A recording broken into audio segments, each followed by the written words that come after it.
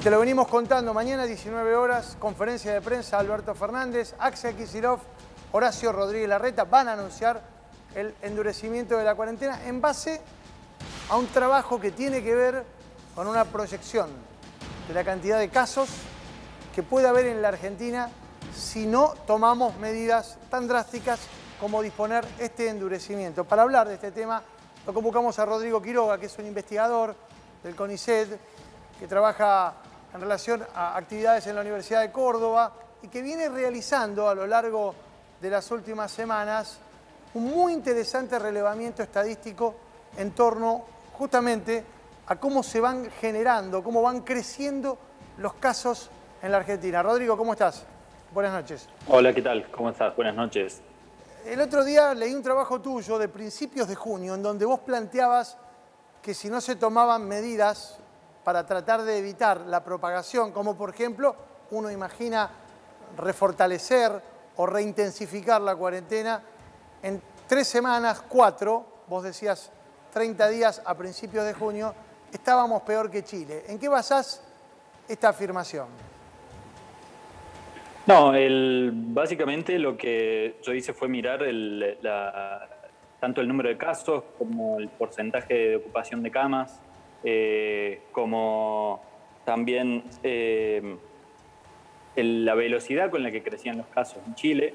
Y en todos los casos tenemos, para los 3 datos, tenemos números muy similares a los que tenía Chile hace 30, 40 días. Bueno, realmente la evolución ha sido muy similar a lo que fue ocurriendo en Chile. Con el problema en Argentina también de que es difícil evaluar la ocupación de camas en terapia intensiva porque tenemos muy pocos datos con respecto a las camas privadas, ¿no? Y ese es un problema grande, pero bueno, a pesar de eso, lo que se ve también en las propias camas públicas es una evolución realmente alarmante en las últimas semanas. En las últimas 2 semanas, sí. ¿Cómo te va? Ernesto Adida te habla. Mirá, hay algo que se está tratando de instalar en la Argentina hace mucho tiempo, que es que hay una especie de, por decirlo así, de aplacamiento del coronavirus en el mundo. Cuando vos hablás con muchísima gente que se opone a un endurecimiento de la cuarentena y a una cierta restricción de sus libertades, te dice, no, en el mundo están abriendo todo. Mirá, repasá conmigo estos datos y corregime si estoy equivocado. Esto no es así. En el mundo está habiendo un fuerte rebrote. En Estados Unidos está habiendo cada vez más muertos. En Alemania aislaron a un pueblo entero. En el Reino Unido les está pasando lo mismo. Y hay países del mundo, como Brasil, como Rusia, como Irán, como la India, como Pakistán, que están en graves problemas, o sea, están creciendo a una velocidad muy grande el coronavirus. ¿Estamos frente a un rebrote del coronavirus en el mundo? Es tal cual como decís. Te sumo el caso de Israel, de Corea del Sur. Hay muchos países donde están teniendo un rebrote de coronavirus. Digamos, la situación no está resuelta ni pasó, ni terminó la epidemia en ningún lado. Incluso en los países que están con una situación relativamente tranquila, como España, hay ciertas ciudades donde está habiendo crecimiento de los casos. Y además ellos corren con la gran ventaja de estar en verano, ¿no? Y sabemos que los virus respiratorios siempre son más complicados en invierno. Sí, vos planteabas una suerte de analogía comparativa entre 2 escenarios que son... Por lo cual a nosotros nos suma un... Rodrigo, me parece que no. Sí, te escucho. Te decía, vos planteabas en uno de tus trabajos una analogía entre los 2 escenarios que enfrentamos en este momento. Por un lado, el escenario de la mayor peligrosidad que involucra el contagio o los contagios por la cantidad de casos que se están registrando y por el otro lado el escenario del cansancio que experimentan los que se quedaron adentro, ¿no?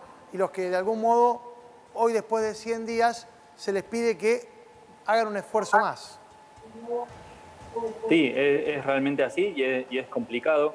Digamos, sabemos que hay una gran cantidad de personas que cumplieron el aislamiento a rajatabla, personas estén cansadas y es un problema que creo que hay que atender. Hay distintas medidas que se pueden tomar para aliviar un poco esa situación sin que signifique demasiado riesgo de contagio, ¿no? Por ejemplo, sabemos que la actividad al aire libre no es demasiado peligrosa mientras se utilice barbijo y se mantenga la distancia social mínima. Entonces hay que ir buscando algunas vías de escape que se le pueda ir dando a la gente para que no se sienta tan sofocada y al mismo tiempo no implique un riesgo demasiado grande de aumento de los contagios. Lo sumo, Rodrigo. Por otro lado, sabemos que hay un porcentaje de la población que no ha cumplido la cuarentena, ya sea por incapacidad o porque realmente eligieron no hacerlo. Y bueno, es la circulación de estas personas sumado a los trabajadores esenciales cuya circulación ha generado un aumento de los contagios ya desde mediados de abril. Permitime, porque lo voy a sumar a Juan Riera, que es director provincial de hospitales de la provincia de Buenos Aires. Juan, ¿cómo te va? Buenas noches, gracias por recibirnos. Buenas noches, Mauro. Buenas noches, Rodrigo. La preocupación que expresábamos en el comienzo, escuchábamos las palabras del intendente de Avellaneda, Jorge Ferraresi. Jorge, hablando de las camas públicas, decía, yo en 9 días, con este nivel de contagio, en 9 días me quedo sin cama en Avellaneda. ¿Cómo es la situación si la extrapolamos al resto del área metropolitana, Juan? Bueno, un poco lo que dice el intendente Ferraresi refleja la situación de los municipios del conurbano que tienen el mayor índice de contagios en este momento dentro de lo que es el AMBA. Y bueno, y el stock de camas, que nosotros la ampliamos muchísimo. Vos tenés en cuenta que Avellaneda tiene el hospital de Wilde, el Perón de Fiorito, el Perón, claro. Tiene grandes, digamos, instituciones hospitalarias que se aumentaron mucho la capacidad operativa, que duplicamos las camas, pero a este ritmo de contagios, ciertamente, sí, en semana y media, 2 semanas, se saturan. La estrategia del Ministerio de Salud de la provincia de Buenos Aires es comportarnos como un sistema, que en realidad el stock de camas disponibles que tiene la provincia de Buenos Aires nos permita absorber la demanda que se vaya dando independientemente del lugar geográfico. Juan, perdóname, permitime, quiero remarcar esto. A este nivel de contagios, con este nivel de duplicación, en 2 semanas estamos saturados en el AMBA. Si no se toma una medida, digamos, como qué es lo que se va a anunciar, o que tiene que ver con la restricción muy estricta y una medida de cuarentena y de volver a la fase 1, va a ser irreversible que se siga haciendo, digamos, de manera progresiva el incremento y que se saturen las camas. Clarísimo. Néstor, quería preguntar. Sí, Enrieda, buenas noches. Ustedes explicaban recién, y también lo hacía el intendente de Avellaneda, que se duplicaron la cantidad de camas en la provincia de Buenos Aires, las camas de terapia intensiva me refiero. ¿Cuál es el número de camas de terapia intensiva que tiene la provincia de Buenos Aires? La provincia de Buenos Aires, incluyendo subsector municipal, privado y el provincial, tiene un stock de 4.900 camas. El subsector público de la provincia de Buenos Aires, que son los 80 hospitales provinciales, al inicio de nuestra gestión tenían 480 camas, hoy tienen más de 1.300 camas. O sea, se triplicó el stock de camas provinciales. Entre ellas están incluidas también los hospitales modulares que se hicieron en el ámbito de las unidades de pronta atención. Independientemente de eso, vos tenés varias variables que hay que tener en cuenta. Primero, que el girocama de los pacientes de COVID es un girocama que es lento, o sea, los pacientes pueden estar promedio 20, 22, 23 días y en Europa hay casos de 56, 57 días de estadía de pacientes de terapia intensiva. Con lo cual, esa variable te altera totalmente el stock de camas que vos puedas tener. Y bueno, y si le sumás a eso el aumento de los casos de esta manera, vos tenés en cuenta que hace 30 días atrás estábamos en 100, 100 y pico de casos por día, hoy estamos en 1.400. Le preguntaba, el aumento es muy importante. Le preguntaba esto porque si bien está claro que han hecho un esfuerzo muy grande para incrementar la cantidad de camas, digo, hablar de 4.900 en total o de 1.300 a nivel estatales en una población de más de 10 millones de personas parece poco. Bueno, a ver, los susceptibles para esta enfermedad somos todos. O sea, son embarazadas, niños, adultos mayores. O sea, los 44 millones de argentinos somos susceptibles de esta enfermedad.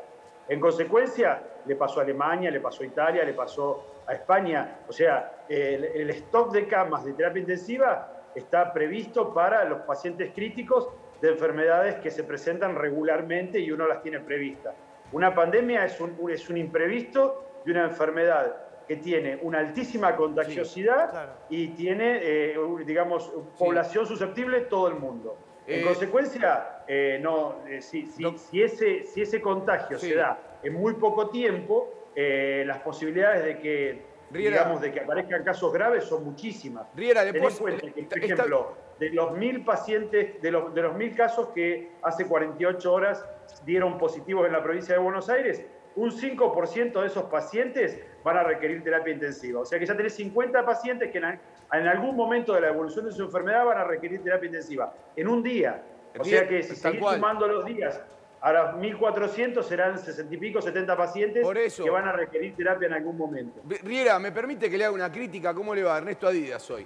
¿Me permite que le haga una crítica? Mire, explíqueme por qué hay tantos médicos que están fallando tanto comunicacionalmente el gobierno. ¿Por qué no salen a explicar esto con más virulencia, con más fuerza? Hay un montón de gente que no sabe nada en los medios de comunicación, que no estudió nada, que no son infectólogos, que discuten verdades de la ciencia muy evidente, y los médicos en la Argentina, los médicos que tienen responsabilidad, no lo están diciendo, a mi juicio, con la suficiente potencia y claridad. Tienen que decirlo con más fuerza, señores. ¿Me entiende lo que le digo, Riera, no?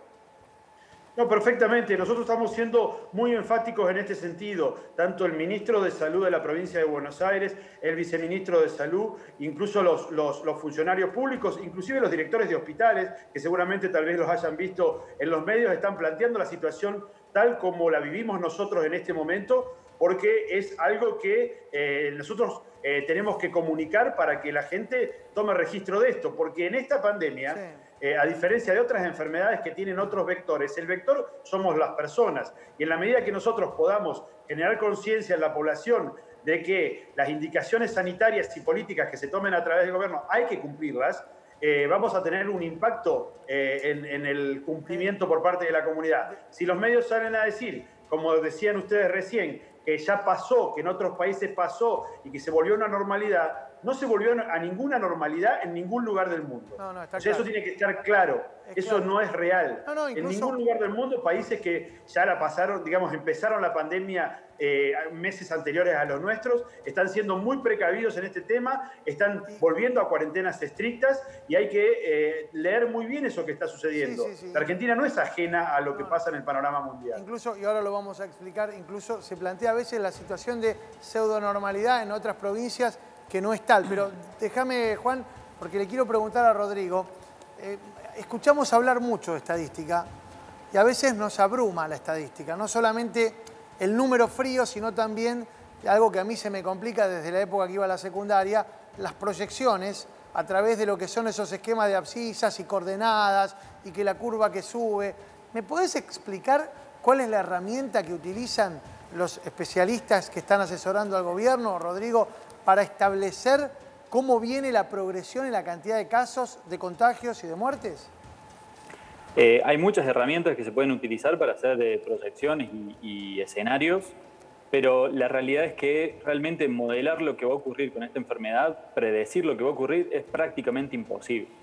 Y la prueba fehaciente de esto es, si fuera fácil predecir lo que va a ocurrir, Estados Unidos no estaría en la situación en la que está hoy, por ejemplo, ¿no? Entonces, realmente es prácticamente imposible predecir lo que va a ocurrir. Como mucho lo que podemos hacer es plantear diferentes escenarios de qué ocurriría si las condiciones, por ejemplo, no cambian, que es lo que intenté hacer yo, y más o menos decir en un rango de tiempo puede pasar tal cosa si estas condiciones se cumplen. Pero siempre las condiciones van a cambiar. Entonces, justamente como decía Juan recién, uno puede decir, si las condiciones de ahora no cambian, si no logramos reducir la circulación del virus, entonces lo que va a ocurrir es que va a saturar el sistema de salud. Y esas proyecciones son razonables de hacer y bueno, se pueden hacer diferentes cosas, pero siempre teniendo muy en cuenta que entra en juego la situación que cambia constantemente. No solamente cambia a nivel de las políticas, sino también a nivel de lo que hace cada uno, ¿no? Si todos dejamos de respetar la cuarentena, cambia la situación dramáticamente, ¿no? Me quiero poner en el lugar de muchos de los que nos están viendo seguramente, porque los representamos de algún modo, somos gente de a pie, legos que no tienen información más allá de la que emana de los ámbitos oficiales. a veces cuando uno dice, tenemos el 50% de la ocupación de las camas, la sensación que genera, y te lo pregunto Juan a vos, que sos el que tiene, yo me imagino el tablero ese que tenés caliente con todas las camas en los distritos, dice, bueno, si todavía queda el 50%, tenemos un montón todavía por delante. Ahora, en el esquema que ustedes hablan y plantean de proyección de casos, ese 50% se puede esfumar mucho más rápido de lo que se insumió el primer 50%, ¿no? Y sí, Mauro, te sumo complejidad a esto.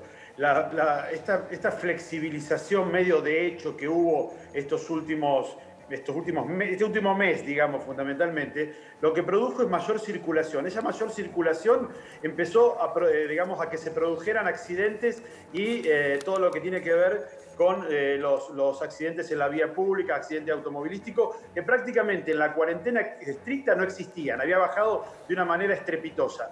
Esas patologías, politraumatismo, traumatismo craneoencefálico, ocupan unidades de terapia intensiva.